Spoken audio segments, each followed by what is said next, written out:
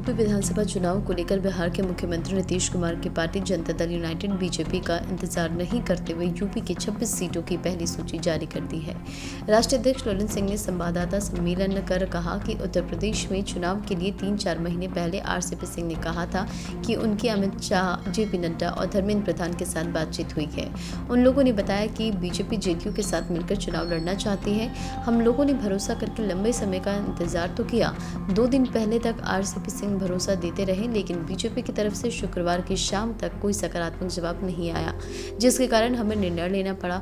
इधर जेडीयू अध्यक्ष ललन सिंह के निर्णय को जन अधिकार पार्टी के सुप्रीमो पप्पू यादव ने नीतीश कुमार की तारीफ करते हुए कहा कि बीजेपी के पास नीतीश कुमार जैसा बड़ा चेहरा हो ही नहीं सकता है। नीतीश कुमार जैसे नेता में बीजेपी में कोई नहीं है। जब बीजेपी पीठ के पीछे खंजर घोंपने और नीतीश कुमार के खिलाफ बयानबाजी करने अब बीजेपी पीठ पीछे खंजर घोंपने और नीतीश कुमार के खिलाफ बयानबाजी करेगी तो और क्या किया जा सकता है। ललन सिंह एक अच्छे नेता हैं। उन्होंने जो निर्णय लिया है बहुत अच्छा निर्णय लिया है। यूपी में उन्हें अकेले चुनाव लड़ना चाहिए। वहीं पप्पू यादव ने आरसीपी सिंह को बिना नाम लिए इशारों में ही शिखंडी बता दिया। पप्पू यादव ने पहले कहा कि हम आरसीपी सिंह के बारे में कुछ नहीं बोलेंगे, लेकिन ललन सिंह की तारीफ करते हुए कुछ कहा कि बीजेपी जेडीयू के घर में भी आग लगा दी है। ललन सिंह जी को समझ लेना चाहिए। हालांकि ललन सिंह जी समझते हैं, वे एक अच्छे अध्यक्ष के साथ वे अच्छे लीडर हैं। अब ललन सिंह अर्जुन बने हैं तो नीतीश कुमार को समझ लेना चाहिए कि शिखंडी कौन है और जेडीयू को कौन कौन कहां ले जाने वाले हैं, या नीतीश कुमार जी की बहुत अच्छी तरह से समझते हैं। हमसे पूछिएगा आप, आम आदमी की जिंदगी, पटना का हर घर में ताला नहीं लगेगा मात्र 15 दिन के अंदर। नीतीश कुमार को चैलेंज है मेरा। आप एक नालंदा की आज़ादी नहीं कर सके, लालू यादव एक छपरा की अपराध से आज़ादी नहीं कर सके, जब अपने घर की आज़ादी नहीं तो बिहार की कहाँ से करोगे तुम? सर क्या सर छपरा जाना है क्या? क्यों अलग? आज दिल्ली में जो प्रेस कॉन्फ्रेंस की है ललन सिंह, वो 3 बार बोले कि जो आरसीपी सिंह है उन्होंने मुझे बरकरार के रखा कि तो सर ये समझ लीजिए ना, लालू यादव के कुनबों में आग लग चुकी। बीजेपी उनके घर में भी आग लगा दी। ललन जी को समझ लेना चाहिए। ललन जी समझते भी हैं, बेचारे अच्छे अध्यक्ष हैं, अच्छे लीडर हैं। अब ललन जी अर्जुन बने हैं तो नीतीश कुमार को समझ लेना चाहिए कि शिखंडी कौन है और जदयू को कहां ले जाने वाले कौन कौन लोग हैं, ये नीतीश कुमार जी खुद जानते हैं। अब भैया ये तो वो बताएंगे ना, हम ही बताएंगे आरसीपी सिंह के बारे में। और भैया जदयू को कब तवज्जो दिया? पहले भी तवज्जो नहीं देती। जब बिहार में इतना बड़ा गठबंधन और नीतीश कुमार का चेहरा बीजेपी में हो ही नहीं सकता। बीजेपी में कोई वैसा मास है ही नहीं, चेहरा है ही नहीं, फिर गाली गलौज। तो जब बिहार में ये पीठ में खंजर भोंकेंगे और नीतीश को हमेशा औकात बताएंगे तो होगा क्या?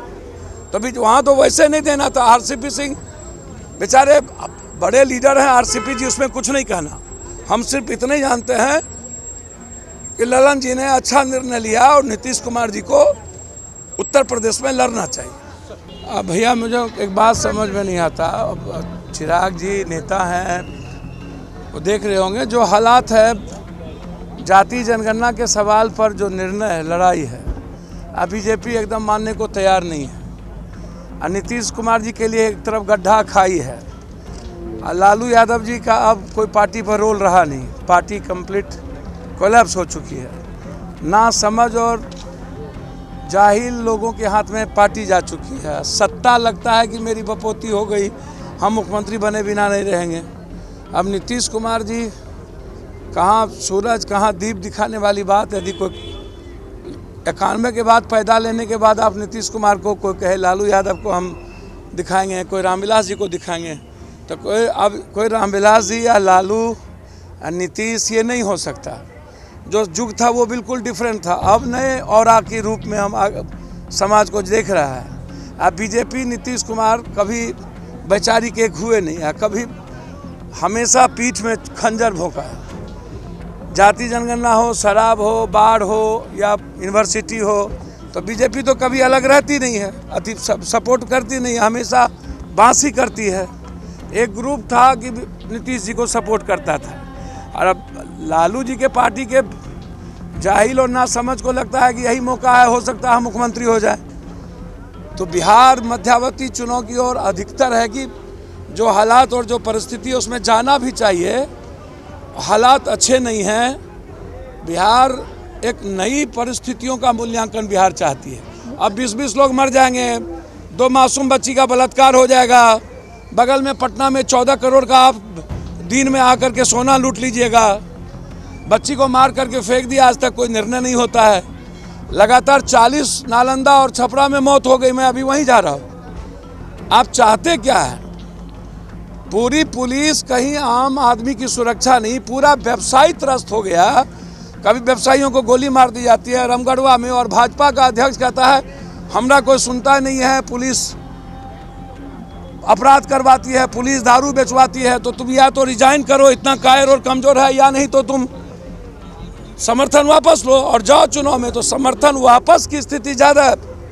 लगातार जो लड़ाई है और आंख दिखा रहे हैं आप, पूरे देश में नीतीश कुमार जी को, पार्टी को उन्होंने तवज्जो दिया नहीं।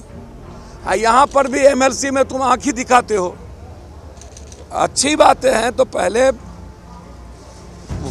कौन क्या बोलता है उस पर हम उसके प्रवक्ता नहीं है, लेकिन बिहार की स्थिति डिफरेंट है। मुकेश सहनी भी अभी बगावत के मूड में। अब वो लोग लीडर हैं, बड़का आदमी हैं, कभी कहते हैं कि हम लालू यादव जी के कैरेक्टर, कभी कहता है छोटा भाई, कभी कहता है बड़ा भाई, कभी वो बीजेपी से अलग नहीं होंगे, मंत्रिमंडल में भी रहेंगे, सुरसुर भी, मुरमुर भी, चित भी, पट भी, बड़ों के बाप, कनियों के बाप, सब के बाप, सब लोग बनते तो लीडर हैं। अपना समझे, खाली जाति और धर्म मजहब से राजनीति नहीं होगी।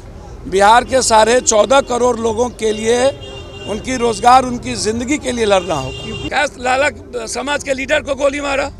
हर दिन व्यवसायियों पर हमला होती है। कौन सुरक्षित है? अपराधियों का इलाज अब चार्जशीट नहीं है, जनता के हाथ में दे दो इन बलात्कारी अपराधियों को, या तो लटका दे या नहीं तो सीधा शूट एंड साइड करे, सीधा फिनिश्ड।